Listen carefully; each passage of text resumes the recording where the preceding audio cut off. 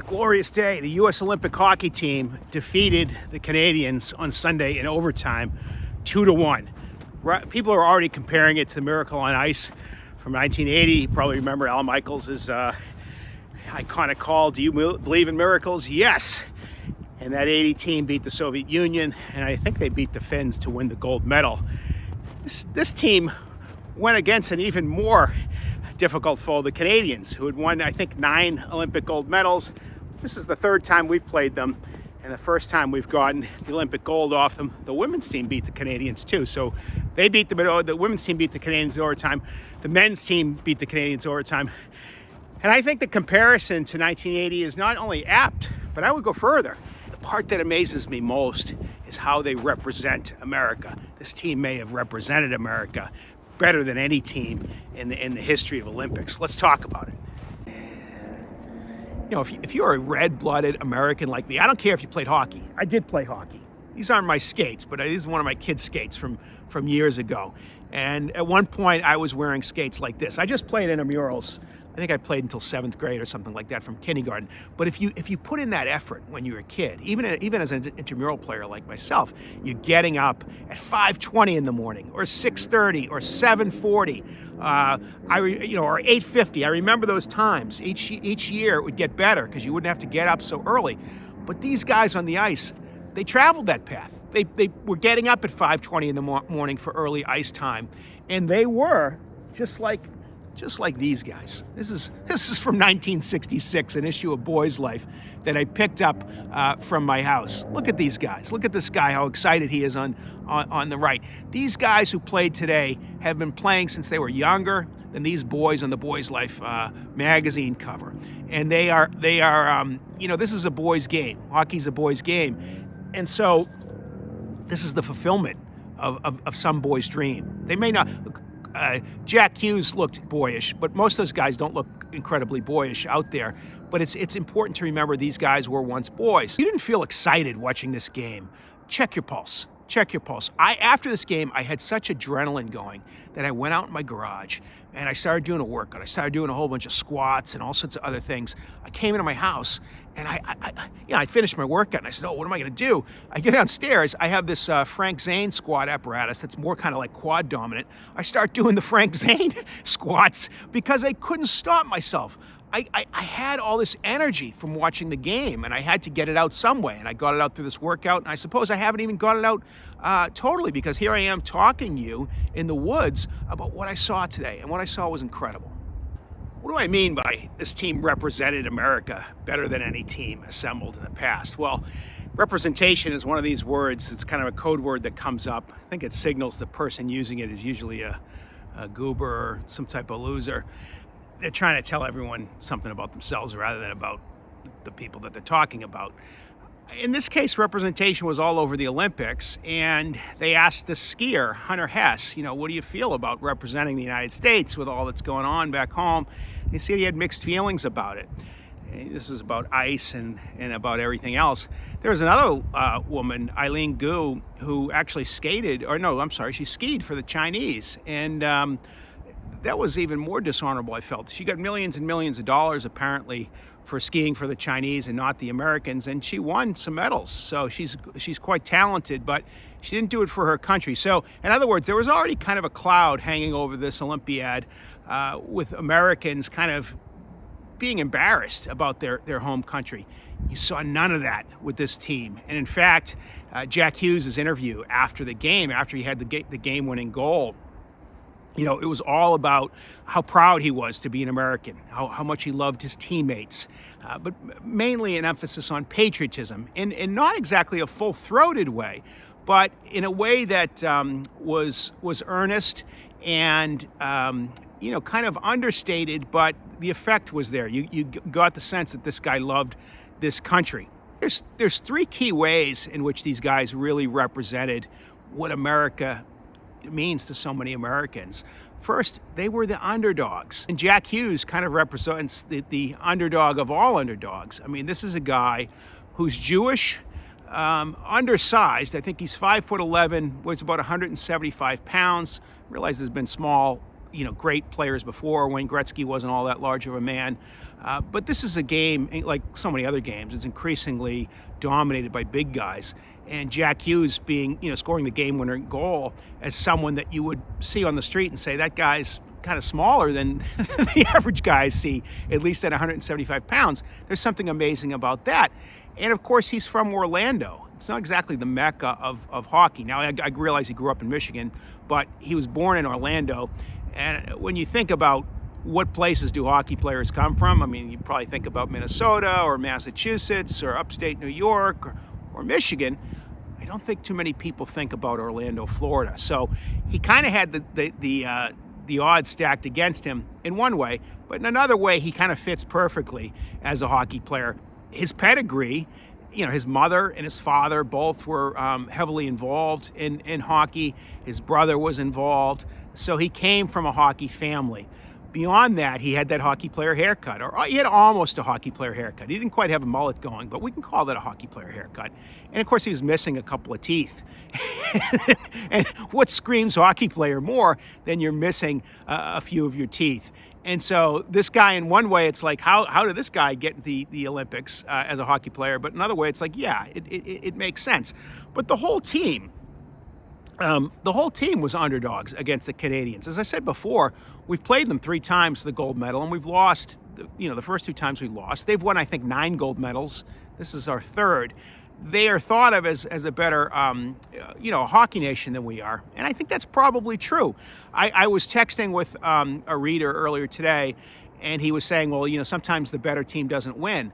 In a weird way, I think that's true. The Canadian team had a more talented team, but we had more of a will to win. And sometimes if you have a hot goalie, you can win in a team sport. Sometimes if you have an ace pitcher, you can win with the worst team. And that's kind of what we saw today. We saw a bunch of underdogs take on an 800-pound Goliath and fell him. And it was quite exciting to see that. To see it in overtime was remarkable. To see not just Hughes' goal, but Connor Hellebuyck, the goalie. It was incredible. I mean, he stopped 41 of 42 shots, which just there, that's a rather incredible ratio. But to see some of the shots that he saved, you look at the save. I think it was in the 3rd period where he used almost like the back of his stick to deflect the shot. Pick any goalie you want. Pick Patrick Roy. I don't care. Pick anyone that you can think of. I don't think any of them stopped that shot except Connor Hellebuyck. I mean, it was a jaw-dropping performance in the net. And I think, as Hughes rightly said after the game, he credited Hellebuyck with winning it. They don't win that game without that goalie. He was absolutely incredible. And that's sometimes when an underdog wins, that's what you need. You need an ace pitcher. You need a goalie. You need someone to come up big. And I think in hockey and baseball, sometimes it's a little easier for one person to kind of take over a game. I say we're a nation of underdogs. I think that's the thing that Hess and some of the other Olympians who are kind of down on America miss. And they're talking about ICE, running out people who are illegal aliens in this country. That's pretty much what any country in the world does, which is that, if you don't belong in that country, if you're not authorized, they ask you to leave or they tell you to leave.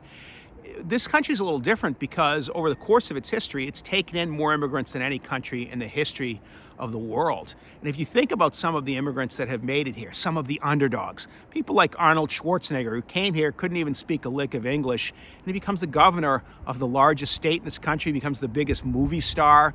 You think about Andrew Carnegie coming here, making it rich. There's so many underdogs. There's so many immigrants who made it here. And I think these hockey players who are underdogs kind of mesh with that American story better than some of the crybaby Olympians.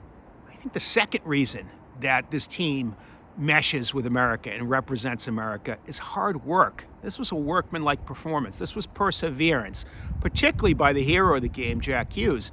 If you think about it, he played every shift in the game. He didn't miss a shift. And this included after the fact that one of the Canadians knocked, I think, a couple of his teeth out with got nabbed for a high sticking penalty and knocked out a couple of his teeth. I don't know if those teeth had been knocked out before and if they were fake teeth or if it was one tooth or 2 teeth. I don't know. But look, he lost at least a tooth, fake or real. I don't know. It might have been a couple of his front teeth. He didn't miss a shift. And I think about all the hardworking people in the United States. I mean, there's certainly loafers and there's people that do do more than miss a shift.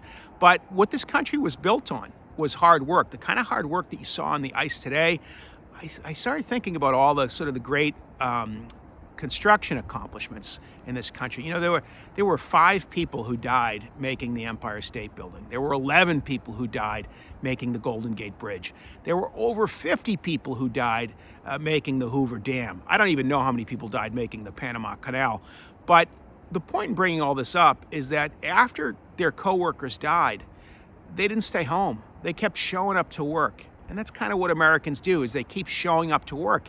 That's what this Olympic team did. They kept showing up to work. It didn't matter that they were outmatched by the Canadians. They showed up, they did their best, and look what happened. They won. What you find out in life is that hard work often beats skill. Hard work often beats natural gifts. And what this game showed today to all Americans is that if you work hard, you can achieve your goals. These guys achieved their goals. The third and final way that I want to talk about in which these guys represented us, they represented Americans, is that they were selfless. They were a team. Hughes talked about after the game how this was a team. They really meshed. And they were selfless people. They were selfless players. He gave credit to his teammates. He talked about his country, how proud he was to be an American. But the part about it that I love the most is that and this was the most emotional things that I've seen at any Olympics, is they bring Johnny Gaudreau's kids and his wife out on the ice. They put Johnny Gaudreau's shirt on the trophy that they had just won. And they had honored this hockey player. You know, played for many years for the Calgary Flames. I think he played for the Blue Jackets as well. You may have heard the story a few years ago. He was out for a bike ride with his brother, and some drunk driver allegedly killed them both. And so he would have been here with his teammates if not for this guy allegedly getting trashed and getting behind the wheel. And so they spent that time not showboating themselves, but honoring this, from all accounts, a very honorable man, and basically saying, you know, if not for this accident, you would have been here with us celebrating. You would have been here with us winning the gold medal. And they brought his kids out there for them to see that. That must have been just an amazing, wonderful thing. These guys were selfless. And I think about the most selfless American that there ever was. And lo and behold, the day the Americans win the gold in hockey is his birthday. I'm talking, of course, about George Washington, the greatest American. On the 294th anniversary of his birth, these Americans in Italy brought home the gold.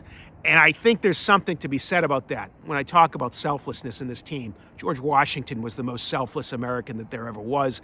You know, he was a guy, when the guys that signed the Declaration of Independence, when they talk about giving up their lives, their fortune, and their sacred honor, well, of all the people in that generation who risked more, I don't know that anyone risked more than George Washington, because he had more invested. He was a very wealthy man. He was a very respected man. And he put it all on a limb for this country. Later, of course, when people wanted to make him king and say, well, let's extend this second term, let's have more than that, he said, no. That's not the country we're going to be. He set the tone for what kind of country. He rather than take all those honors and become sort of president for life or king, rather than sit back on his estate and enjoy his riches, he risked it all for us. And I just find it amazing and fitting that on his 294th birthday, these guys made us proud as Americans. I think the difference between this team and that team in 1980, both great teams, a big difference is that team in 1980 was inspirational. That in 1980, we had just gone through a decade of stagflation, of Watergate, the Vietnam War ending, the Iranian hostage crisis, the Russians on the march in Afghanistan and points beyond. We were a beat-up nation in early 1980.